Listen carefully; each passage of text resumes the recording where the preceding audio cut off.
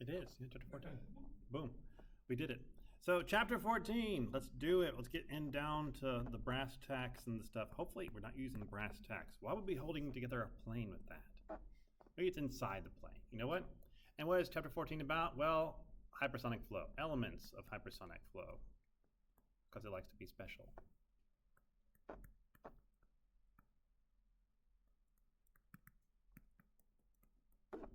Now we're going to run into an issue right off the bat, which is simply saying, well, what is hypersonic?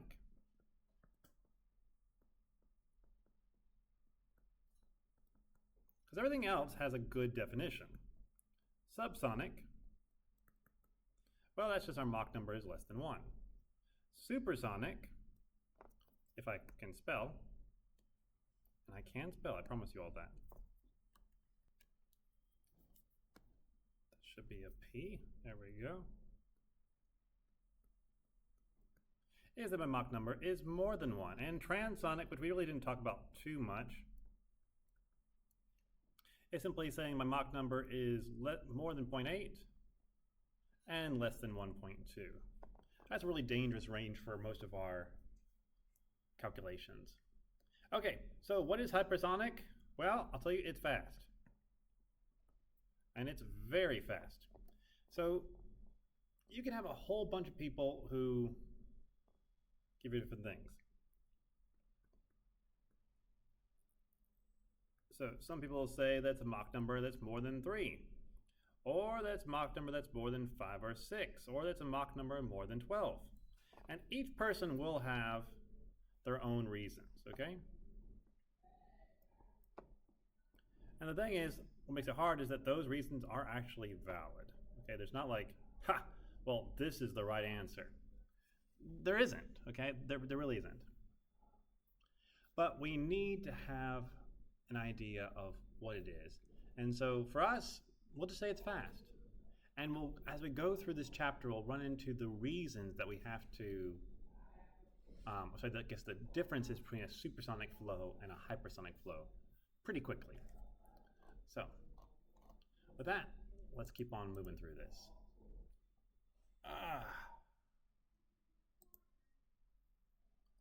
Okay. So, if I'm dealing with a hypersonic flow, then I might look at a body that looks something like this. Okay, so let's say here I've got a wedge. And so in the past, I'm going to show you two cases here, okay? This is like a 15-degree half angle. I might have some very large beta. So that's beta. And somewhere inside of this range is my boundary layer, okay? We haven't really talked about boundary layer all that much, but that would be the boundary layer.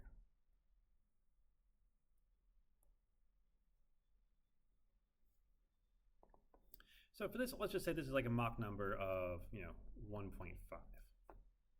I can figure out what beta is. I can figure out, based on my theta, I can do all of that. It works out just fine. Now, here is where I have a difference, okay? Here is where I have a difference. So, as I get to higher Mach numbers, I'm going to pick a ridiculous Mach number now, like Mach number more than 10. What you know is that your beta goes down. So as my Mach number goes up, my beta will drop. It's always going to be the case. And so if I have that same situation, once again, still with this 15-degree angle, I'm going to see that my shock wave is very, very close to the surface. And it's so close to the surface that if I were to zoom in on it, what I would see is here's my surface right there. And I would see that the boundary layer is actually taking up the entirety of the shock wave.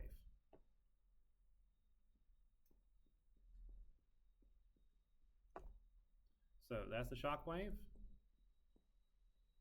And that's also the boundary layer. So they are both well, not necessarily one and the same, but the boundary layer is really, really, really taking up a ton of space here. So what this tells us is that hypersonics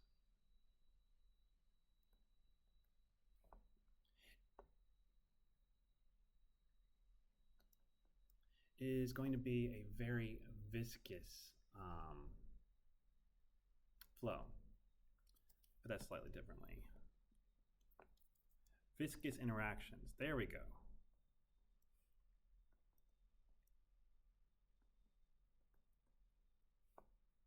Are important for hypersonic flows.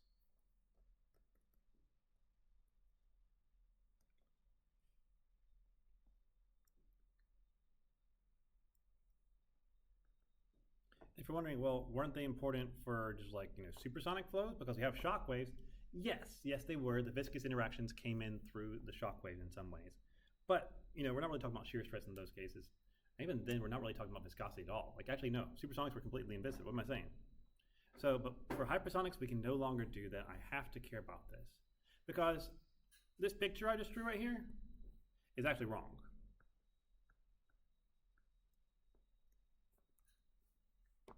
And let me explain why, and then we'll keep on moving on. So here is why it's wrong.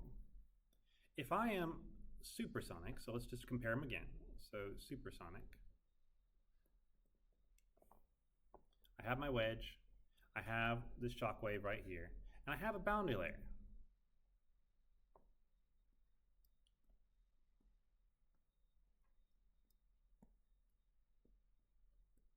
And the boundary layer and the shock wave are completely separate. They are not connected at all. And so we have this nice sharp angle. We have this nice sharp point. Sharp. Okay, but as we get to hypersonic, we're going to have something different happen. Because that boundary layer is now taking up the entirety, almost, of the space underneath my Mach wave. And so what happens then is I'm going to actually have it start to interact. So, for example, I'm going to bring this wedge in again. I have this very thin thing, but my shock wave is going to actually bow. It's going to have to bow a little bit because I have the boundary layer underneath it. As a note, that's really zoomed in here. Oh, I filled in the wrong section. That is really zoomed in there. But my shock wave actually changes shape.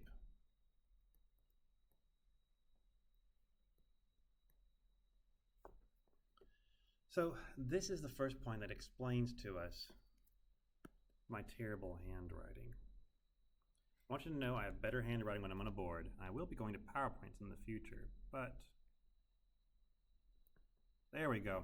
I can at least try to clean it up a bit. Okay, this shows us the first reason that viscous interactions are important, because viscous interactions, in this case the boundary layer, are going to change the shape of my shock waves.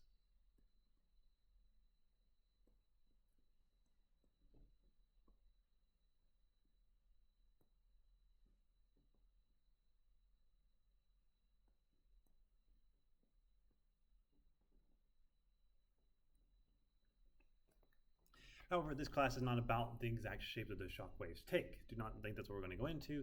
That's way outside the realm of this course. It'd be way too hard. Okay.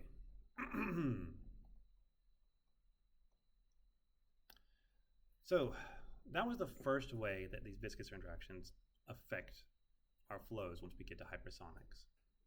The second way comes with heating, okay?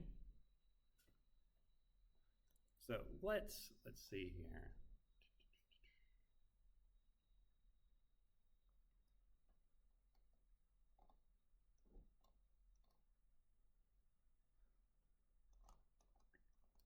Actually, we'll quit it there because the next one is not about viscous interactions, actually. We're going to stop there and we'll go on to our second difference in just a moment.